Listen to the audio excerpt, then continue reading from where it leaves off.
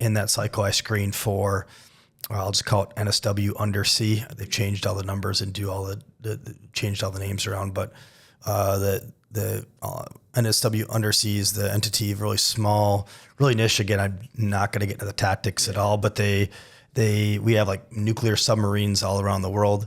And they essentially, some of those submarines, they'll have like a garage on the back of them. And inside that garage are little submarines, and they're sometimes filled with water, sometimes they're dry.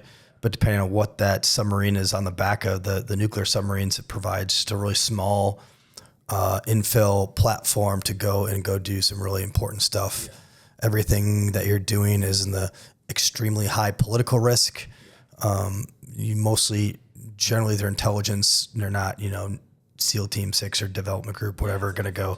Very different mission set, but very cool, because for those operations, every person and every piece of gear is almost mission specific, which is really cool as the officer, in charge to build the team, whatever support you need, whatever industry tech, you're designing that. I worked with Woods Hole, with Scripps, with, UPenn to develop the tech, with, academia or industry people to develop all the tech for these mission sets. So that was so fun. And then you're just getting like the varsity, hey, Dave, you're the best lead swimmer. I need you to do this. Hey, Perk, you can do underwater tech. So you just putting all these varsity things. Yeah. It's a 2 to 3 year workup sometimes for this one epic Super Bowl Mitch. Yeah.